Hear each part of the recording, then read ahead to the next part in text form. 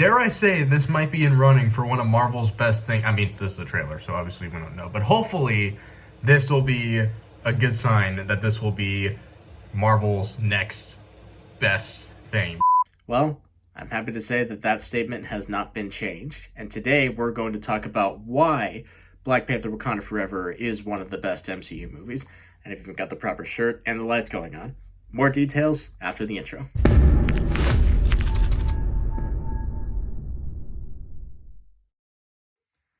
Hey guys, what's going on? Chappy Lotal here with another video for you guys, and today I'm going to be breaking down and reviewing Black Panther Wakanda Forever. Now, I've already said this a couple of times, but I'm just going to say it one more time in case whoever's watching this happens to be new to the channel. So in my Phase 4 movie Marvel ranking video, that might have been the wrong order, I said that Black Panther Wakanda Forever was the best / my most favorite movie of Phase 4 of the MCU. And I didn't talk about spoilers because it had just come out shortly after I made the recording. I just went to some of the bare bones and basic details and stuff. I kept it spoiler free. But I had a lot of good things that I wanted to say about it. So I had an idea to make a separate video to talk about that. If you guys do like this review, be sure to leave a like and subscribe and comment down what you'd like me to review next. It could be another movie, it could be a show, it could be a game. If y'all want to see me review something, please let me know in the comments. I did consider reviewing Andor, but that's for another time. For this review for Black Panther Wakanda Forever, we're going to be breaking it down to 5 different things, plus one extra one. We're mainly going to be talking about the story, the characters, the cinematography, some other stuff like music and stuff that I picked up, and the ending. And then lastly, I'll give my conclusion as to why Black Panther Wakanda Forever is the best Marvel movie of Phase 4. So without further ado, let's get right into it. The movie starts off with Shuri trying to heal T'Challa of an undisclosed illness. She's making like her own version of the heart-shaped herb because Killmonger burned down the whole garden. Unfortunately, she's unable to do so in time as he passes right before she can administer it to him. Flash forward a year later. Ramonda is queen. Shuri hangs around her lab, works on stuff, and she's finding it hard to deal with the loss of T'Challa. While she and Ramonda are talking about this, they are confronted by King Namor, or Namor, as they like to say in the movie. They are confronted by Namor, and he wants them to bring the scientists in charge of making an underwater vibranium detector, which has caused a little bit of unrest with Namor and his people, which resolved in the whole mining expedition being killed off. Shuri finds the scientist who's a student at MIT named Riri Williams, who's Ironheart in the comics. They're trying to get Riri back to Wakanda so she could be safe from Namor, but Namor manages to capture Shuri and Riri first. While they are imprisoned, Namor takes Shuri on a tour through Namor's homeland called Talokan. He explains why they need to kill Riri, but before Riri can be killed, Nakia comes in at the last minute and saves Shuri and Riri, and everyone returns back to Wakanda safely. Namor is upset by this, and he and the rest of the Atlanteans proceed to attack Wakanda, killing Ramonda in the process, unfortunately. In light of this, Shuri and Riri basically work on their own 2 different projects to prepare for an upcoming battle. Shuri is trying once again to recreate the heart-shaped herb with a bracelet that Namor gave her, and Riri is making her own suit of armor to use in the battle. And side note, the montage when both of them were making this and all the voiceovers that they had, probably one of my favorite moments of the whole movie. Shuri is able to successfully recreate the heart-shaped herb, and she ingests it, going to the ancestral plane, hoping to see Ramonda, as she's the person that she really needs to see the most. Unfortunately, it wasn't Ramonda. Also, unfortunately, it wasn't T'Challa, although I know it was kind of to be expected, but I was kind of hoping that it was Killmonger. What? Yeah. It was him. Killmonger basically appears to Shuri in the ancestral plane, and he is encouraging Shuri to go on a revenge arc to kill Namor for killing Ramonda, which of course is something that he would do. And Shuri actually wants to do this. So she dons the mantle of Black Panther And she and Wakanda go to war against Talokan, and she battles Namor to a standstill while the rest of the Wakandans are fighting the Atlanteans. Shuri manages to really hurt Namor and is almost about to kill him when she realizes that revenge isn't the right way, which I thought was a fun little nod back to this bit in Captain America Civil War. Vengeance has consumed you. It's consuming them.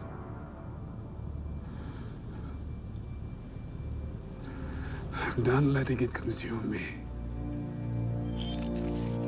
She and Namor make a peace. They call off the battle. They go their separate ways, having kind of a tedious alliance, and everything is resolved. Riri goes back to MIT, and Shuri goes to Haiti, where Nakia is, and then she meets Nakia's and T'Challa's son, which is a very heartfelt moment. Next up, the characters. Obviously, the main character that we have is Shuri, and side note, Letitia Wright kills the performance of Shuri. Shuri is just someone who has all of these different emotions, which is a little different than when we first saw her. In the first Black Panther and Infinity War, she was just kind of this young, humorous, snarky sister who was always willing to help out T'Challa and make fun of him whenever she got the chance. Now she still has a little bit of humor, but she also has a lot of grief because she's dealing with T'Challa's death, and then later she's dealing with Ramonda's death. And I think the way that Letitia Wright portrays all those emotions is absolutely incredible. And it makes Shuri a much more standout character, which is amazing to see. In addition to Shuri, we also have Okoye, who actually by the end of the movie is the former general of the Dora Milaje. She starts out as a general as usual, but she gets demoted when she fails to save Shuri and Riri from getting kidnapped. And Angela Bassett's character Ramonda demotes Okoye in this epically delivered speech. Okoye gets demoted, but she still tries to help out Shuri in the final battle between Wakanda and Talokan, which is also really cool. Speaking of Ramonda earlier, Ramonda is a key character who's trying to help Shuri process her grief, and unfortunately she gets killed by Namor. As usual, she was a super encouraging figure to Shuri and always wanted the best for her, and when she died, it was a heavy blow to Shuri, but she was still able to be around long enough to remind Shuri that she is not Killmonger and she does not need to take revenge. And also, Angela Bassett killed the performance, as she kills basically every performance. I just finished playing the campaign for Horizon Forbidden West, and even though she was a small character, she was still really awesome to see. Nakia is back. Haven't seen her since the first Black Panther, and she's been in Haiti, kind of being the headmistress of this own private academy for young children, and has also been solo parenting T'Challa and her son. And she's a little skeptical about getting back into the fight, but eventually she goes back in. She helps Shuri. She helps Shuri with fighting the Atlanteans, and she is supportive of Shuri by the end of the movie, which is great. She's a good sister-like character. We also have Namor, who we've seen for the first time in the MCU, and he is played excellently. I don't know the actor's name off the top of my head, but he does an absolutely incredible performance of it. And I also love that he's Hispanic and not hiding his Hispanic accent. I was watching Andor, and I loved Diego Luna's performance with like the Hispanic accent, and I thought it kind of emphasized the acting. And the same goes for Namor, or for the actor of Namor as well. I thought it was delivered really well. He embodies all the emotions, and it was really, really cool to see. I'm glad it's not dead, because I really want to see more of him. He was a really awesome, very intimidating character. Next we have Aneka, who is, I believe she's another one of the members of the Dora Milaje, who eventually helps Okoye in the final battle after Okoye is demoted. Those two team up with these two kind of Iron Man, Black Panther-like suits that Shuri made, different from the suit that Riri made. And they fight in the final battle between Wakanda and Talokan. And she was a comic book character, she was a little bit of a small character, but eventually she became a more prominent character, and it was really cool to see. Next up, we have Riri Williams, also for the first time. She was Ironheart in the comics. She's a smart, sassy person who's basically supposed to be Tony Stark's protege in the comics. She's having her own TV series, so we're probably going to see more of her, but in the meantime, she has her own like homemade Mark I suit that she made. She made a new one in Wakanda, and she's just this really incredible person who also kind of shares a similar backstory to Shuri's in the people that have inspired her and the people that she's lost. And I think the actress that plays her does a really, really good job. Another character we got was Everett Ross, back from the first Black Panther. Now, he's a little bit of a smaller character in this one because he's working more with the CIA. He's not injured. He's not in Wakanda anymore. But he still has some fun shots when we see him. Martin Freeman plays him excellently. And even though he had a small role, he was still a fun character to see. I'm not quite sure about the cliffhanger ending with him, but at least he's still going to be around. Lastly, but definitely not least, we have M'Baku, who is once again the Jabari leader, and also once again is super funny. Still helping out Shuri the best way he can. He's kind of grown to respect her more, and the two have a fun little connection to each other. And M'Baku is always still the fierce warrior that he is, and is trying to protect Jabari and Wakanda the best way that he can. I also just remembered that we do have one more small character that I really do not want to see more of in the MCU, Valentina. Valentina first popped up in Falcon the Winter Soldier. She popped up in the end of Black Widow, and has basically kind of been a minor part in the MCU, but is kind of building up to be front and center. And I'm sorry, guys, I do not like her at all. This is the one complaint I have with Black Panther Wakanda Forever, is that they brought her in. It's just, she's such a weird character. It's really hard to like her, especially after her post-credit scene with Black Widow. I kind of liked the mystery of her in the Falcon the Winter Soldier, but just the callousness that she had in the end of Black Widow just made me really not like her. And also, apparently, she's Ross's ex-wife. I never found out about it until an Easter egg video in the Wikipedia plot, so yeah, when did they explain that again? Anyway, she's my only con in the movie. She's the one character I can do without for the rest of the MCU. Otherwise, the rest of the characters are great. They can stay. Next up, the cinematography, which, believe it or not, plays a huge role in this movie. Black Panther Wakanda Forever uses a lot of slow-mo shots, which are mainly used in different action sequences, like between Shuri and Namor, and in various different moments, and it really helps for everything to flow. Slow-mo is always used to emphasize a different moment, as we've seen in not only in the MCU but also in other different movies.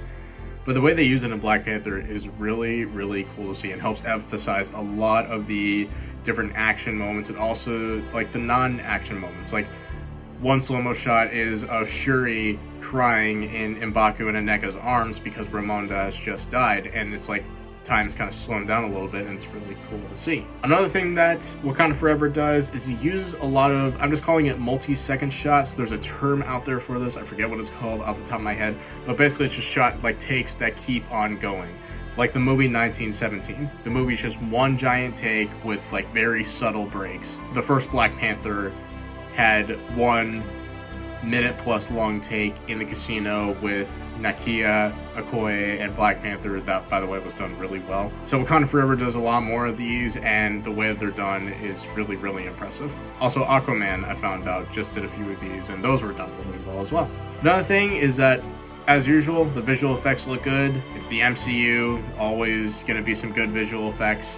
Now for some other stuff that I liked about the movie. The culture.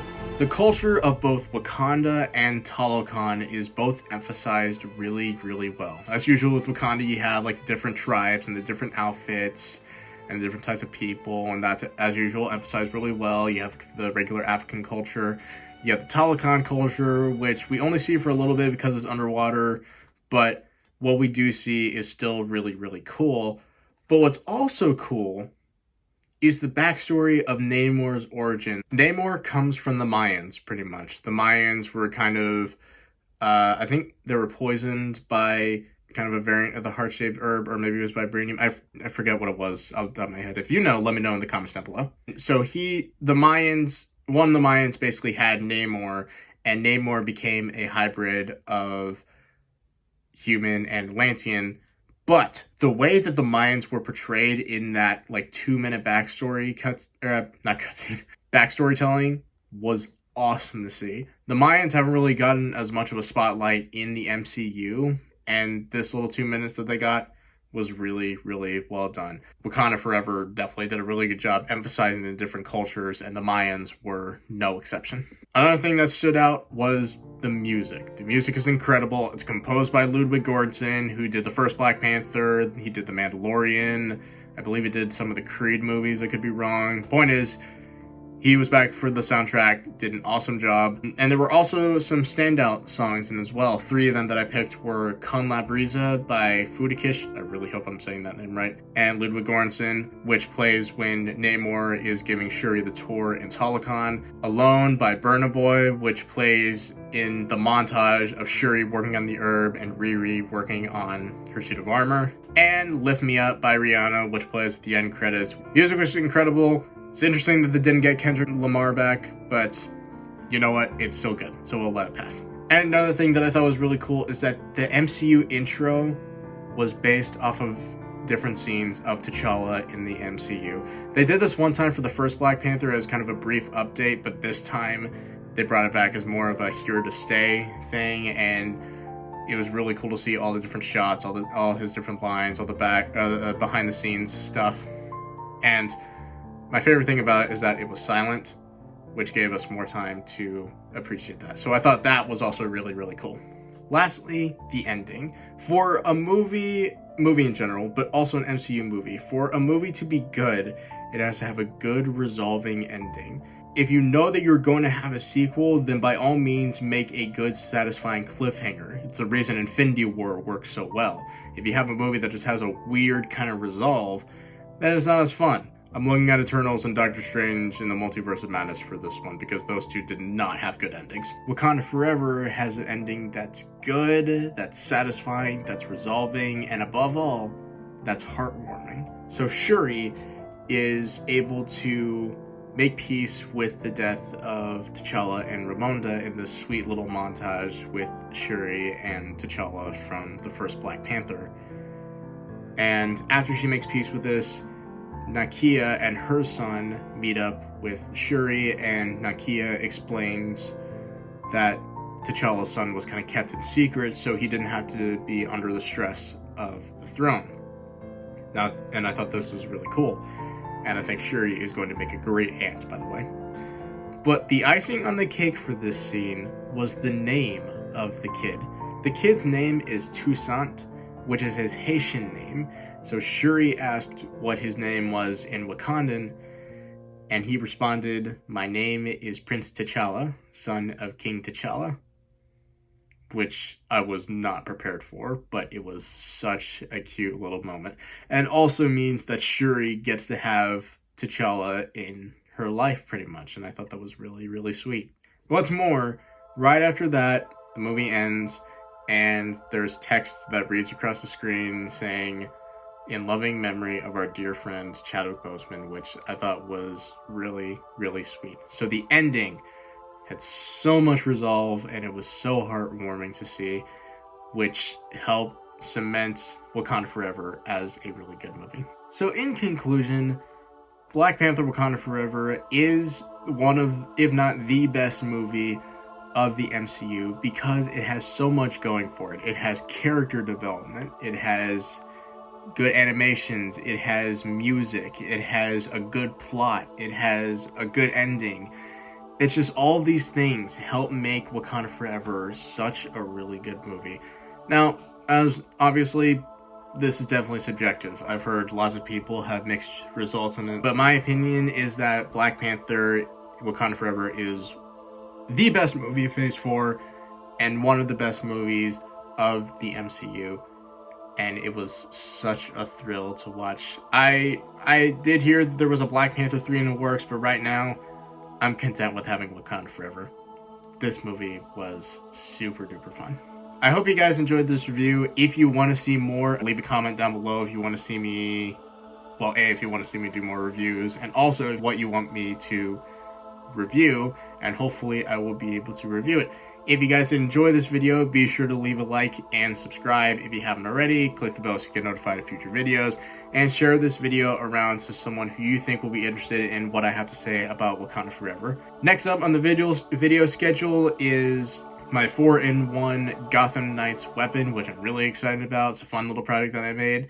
And also further down the line will actually be a gadget from Wakanda Forever, which will hopefully be Shuri's Sonic Gauntlets and Claws. Now I need to figure out how that will work, but I think that'll be a fun project to do. But until then, I'm Chappie Lovedoll, and I'll close with this.